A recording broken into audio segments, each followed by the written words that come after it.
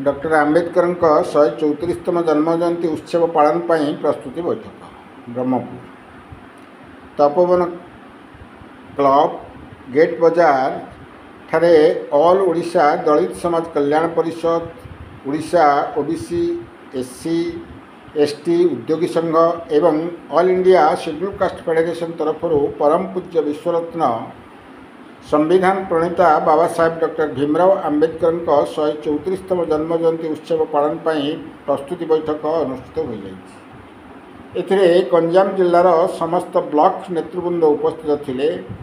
बाबा साहेब आंबेडकर द्वारा संविधान सुरक्षा सहित सामाजिक शिक्षा अर्थनैतिक अभिवृद्धि समेत राजनैतिक भली समस्त क्षेत्र में अभिवृद्धि सह समाजर अग्रगति पर चर्चा होता।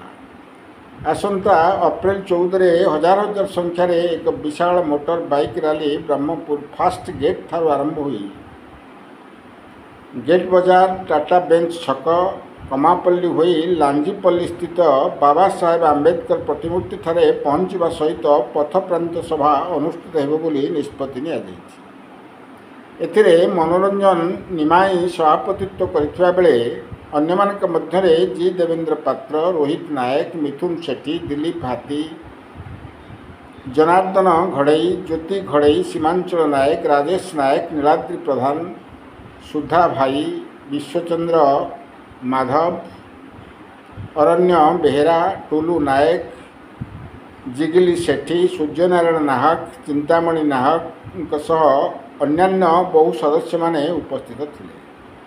ब्रह्मपुर सुनील विश्वास रिपोर्ट क्रांतिधारा प्लस। नीलाद्री प्रधान राष्ट्रीय महिला मोर्चा महासंघर महिला नेत्री तत्सहित राज्य अंतरराज्य राष्ट्रीय बौद्ध महासभार राज्य सदस्यता तो मोर परिचय आज आमर ये सम्मेलनी जो प्रस्तुति बैठक होइथिबार कारण बाबा साहेब 134तम जन्मदिन अवसर रे जो आगामी दिन रे होबाकु जाउथिबा हमर एससी एसटी ऑल ओडिशा रो प्रत्येकटी हमर सामाजिक कर्मी तत्सहित आम समाज रो बहुजन व्यक्तिगण समस्ते एठारे भाग नै कि आर नेतृत्व नै कि से माने आगु को हमर रैली प्रस्तुत होईची। ए रैली रे बहुत गुडे माने हमर महिला सहित महिला भी मध्ये बहुत एथिरे शामिल अछंती। तत्सहित गंजाम जिला को एक दिग्दर्शन पहुंचेबार उद्देश्य रे ए संग्राम हमर अधिकार पाई लड़ई आगामी दिन रे भी मध्य चालू रहिबो।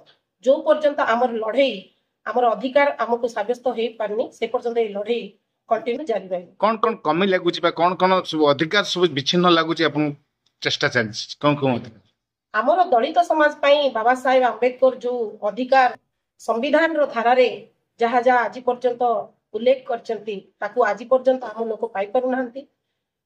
आर्थिक स्तर रे हो किंबा हमर सामाजिक स्तर रे जो भली भाबरे हम लोक परिचित हेबा किंबा अधिकार पाइबार योग्यता हमको अच्छी किंतु आज पर्यंत हमको सही क्षेत्र रे सरकार व्यवस्था हो किंबा बेसरकारी व्यवस्था रे हमको दिया जाउ नै।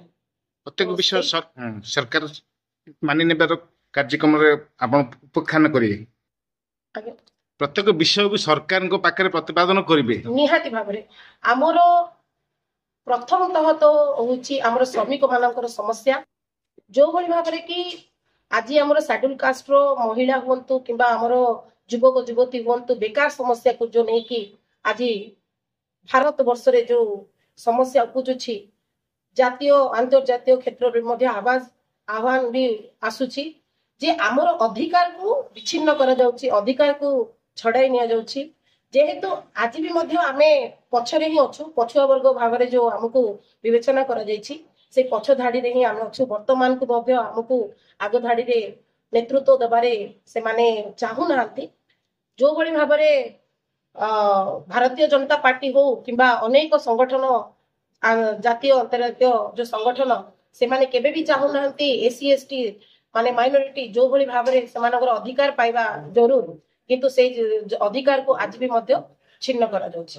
प्रत्येक जो उपस्थापना स्थापना करिवे से रैली रे सब प्रत्येक दिन सरकार प्रत्येक समस्या को लेके हमर ए अधिकार को आमे ବଞ୍ଚେଇ ରଖିବା ପାଇଁ ଆମେ ଏଇ ରାଲିର ପ୍ରସ୍ତୁତି ହେଇଛି। ଆଉ ଆଗାମୀ ଦିନରେ ଏଇ ଲଢେଇ ଆଜିକାର ନୁହଁ, ବହୁତ ବର୍ଷର ଲଢେଇ, ଏତେ ଶୀଘ୍ର ବି ମଧ୍ୟ ସମାପ୍ତି ହବନି। ଯୋଉଭଳି ଭାବରେ ଲଢେଇ ଆଜି ଆରମ୍ଭ ହୋଇଛି ସେଭଳି ଭାବରେ ଆଗାମୀ ଦିନରେ ଜାରି ରହିବ। ଏ କେବଳ ଟ୍ରେଲର, ଆହୁରି ବହୁତ କିଛି ବାକି ଅଛି। ଧନ୍ୟବାଦ। ମୋ ନାଁ Mithun Sethi, Indian chamber of commerce women SC/ST entrepreneur ସଂଘର ମୁଁ ଓଡ଼ିଶାର ଭାଇସ୍ ପ୍ରେସିଡେଣ୍ଟ। ସେଦିନ କାର୍ଯ୍ୟକ୍ରମ ଉପରେ କଣ କହିବେ? ସେ ରାଲି ବିଷୟରେ କଣ କହୁଛନ୍ତି? ଆଜିର ଏଇ ଯୋଉ ପ୍ରସ୍ତୁତି ବୈଠକରେ ଆମର ଏପ୍ରିଲ 14 ତାରିଖ ବାବା ସାହେବଙ୍କ ଜନ୍ମ ଜୟନ୍ତୀ ଅବସରରେ ଯେ ବାବା ସାହେବ ଯୋଉ ସମ୍ବିଧାନରେ ଦଳିତ ସମାଜ ପାଇଁ ଯୋଉ ଅଧିକାର ଲେଖି ଯାଇଥିଲେ, ସେ ଅଧିକାର ଆଜି ପର୍ଯ୍ୟନ୍ତ କୌଣସି ସରକାର ଆମକୁ ଦେଇନାହାନ୍ତି। ବା ସେ ଅଧିକାର ପାଇଁ ସେ 14 ତାରିଖ ଦିନ ସରକାରଙ୍କ ସହିତ ଆମର ଆମ୍ନା ସାମ୍ନା ଲଢେଇ ହବ ଯେ ଆମ ଅଧିକାର ଆମକୁ ଦିଆଯାଉ, ଯଦି ନ ଦିଆଯିବ ତାହେଲେ ରାଜରାସ୍ତାରେ ନିଆଁ ଜଳିବ। ଧନ୍ୟବାଦ ସାର୍। ମୋ ନାମ ମନୋରଞ୍ଜନ ଭାଇ, ଅଲ୍ ଓଡ଼ିଶା ଦଳିତ ସମାଜ ଗଞ୍ଜାମ ଜିଲ୍ଲା ସଭାପତି। ଆଜିର ଏଇ କାର୍ଯ୍ୟକ୍ରମ ଉପରେ କଣ କହିବେ? ଯେ ମିଟିଂ ଆଜିର ଏଇ କାର୍ଯ୍ୟକ୍ରମ ଯାହାକି ଆଗାମୀ ବାବା ସାହେବ ଆମ୍ବେଦକରଙ୍କର 134ତମ ଜନ୍ମ ଦିବସ ପାଳନ ନିମନ୍ତେ ଏକ ପ୍ରସ୍ତୁତି ବୈଠକ ରଖାଯାଇଛି। ଏହି ପ୍ରସ୍ତୁତି ବୈଠକ ଅଲ୍ ଓଡ଼ିଶା ଦଳିତ ସମାଜ କଲ୍ୟାଣ ପରିଷଦ ଏବଂ ଅଲ୍ ଓଡ଼ିଶା ସେଡ୍ୟୁଲ୍ କାଷ୍ଟ ସଂଗଠନ ତରଫରୁ ରଖାଯାଇଛି ମିଳିତ ବୈଠକ। ଏ ପ୍ରସ୍ତୁତି ବୈଠକ ଆଗାମୀ 14 ତାରିଖ ଦିନ ବାବା ସାହେବଙ୍କ ଆମ୍ବେଦକରଙ୍କର ଜନ୍ମ ଦିବସ ପାଳନ ନିମନ୍ତେ କିଭଳି ଆରମ୍ଭରେ ହେବ ଏବଂ ଏଇ କାର୍ଯ୍ୟକ୍ରମ ସଫଳ ହେଇପାରିବ ସେ ସମ୍ବନ୍ଧରେ ଆଲୋଚନା କରାଯିବ। କେତେ ଲୋକ ଅଂଶଗ୍ରହଣ କରିବେ? କିପରି କାର୍ଯ୍ୟକ୍ରମଟା କରାଯିବ? ଆମେ ପ୍ରାୟ 300 ବାଇକ୍ ରାଲି ବାହାର କରିବା ସହିତ 1,000 ଲୋକ এই রাজ্যের যোগ দেবার ব্যবস্থা এবং চিন্তাধারা রয়েছে যারা আয়োজন করছে। ধন্যবাদ স্যার।